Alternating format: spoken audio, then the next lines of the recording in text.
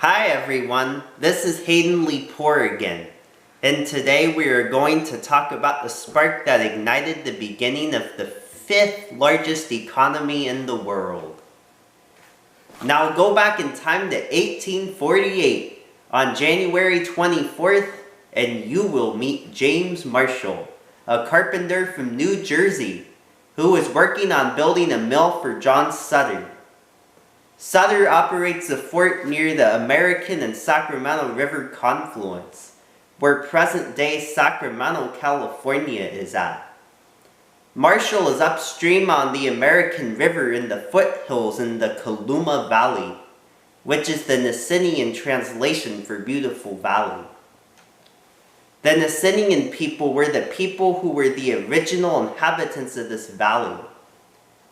Marshall, as he was working on the project and excavating the site, happened to discover something shiny in the ground. Marshall wasn't sure what it was.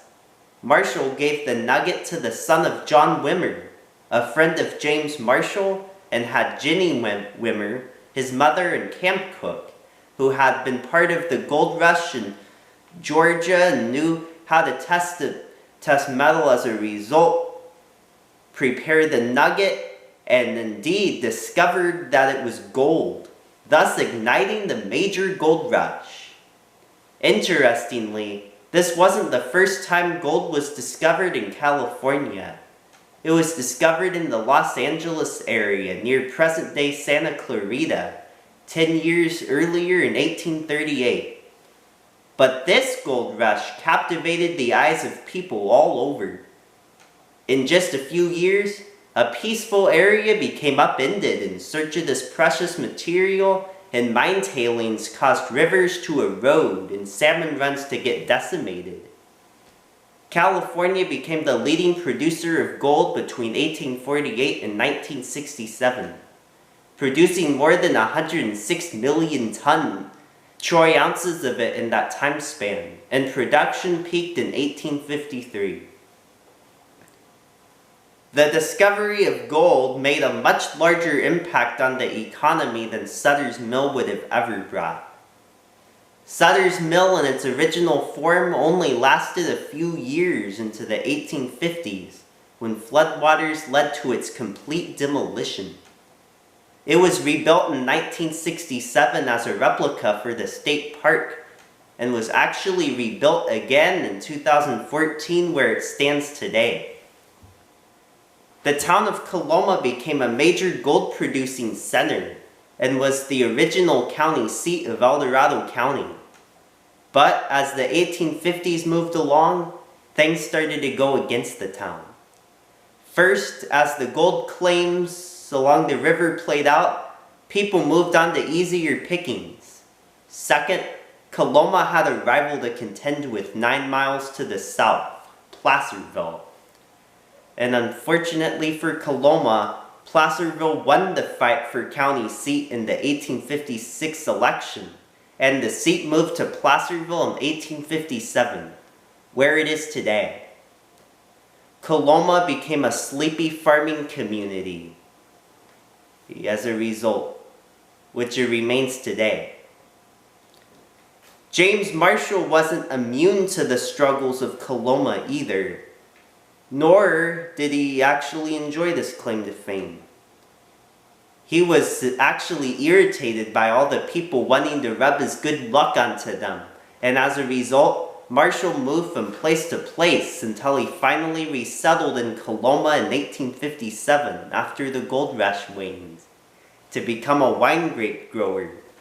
He did odd jobs and actually was funded by a bill the California legislature passed in 1872, the Act of Relief of James W. Marshall, paying Marshall $200 a month for 2 years, reducing it to $100. He then moved to Kelsey, where he survived as a blacksmith until he died in 1885. By the time Marshall died, people in California started rediscovering the gold rush and the importance of Coloma to California in U.S. and even world history. As a result, people built an elaborate monument in 1890 for James Marshall overlooking the entire Coloma Valley. The Marshall Monument was actually the second California state park to be established, with the first being Yosemite, and you all know what it became designated as. Coloma State Park today is the oldest state park in California. Interestingly, the park originally only consisted of the monument, and then as people became more enthusiastic about Gold Rush history, leading to the preservation of historic buildings from that period, and even the reconstruction of Sutter's Mill mentioned earlier, and even having a centennial celebration in 1948, with 30,000 people coming into Coloma for the event. More land was purchased in Coloma for the park, which in 1957 led to the historic town to be connected to the Marshall Monument and the park boundaries. But the history buffs aren't the only contributor to Coloma's economy. Vineyards and grape growing are still a major part of life in this region, as it was after the gold rush. And since Coloma is on the South Fork American River, it has become a popular spot for whitewater rafting because of its fast and lively rapids, exciting many adventurers since the sport became popular in the 1950s. And tourism has become a major part of the economy, with resorts opening up as a result. I personally appreciate that the people of California have appreciated Gold Rush history and were willing to create a state park for this historic site so that future generations could learn about the Gold Rush.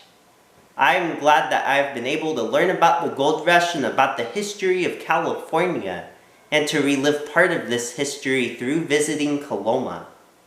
I think it was funny that my brother's first job was working at Rock and Water, a Christian camp down the road in Lotus, acting as an Australian who lived during that period. Visiting the camp while my brother worked there, and then doing contra dancing at the Coloma Grange a few times, have been some of my favorite pastimes this town has brought me.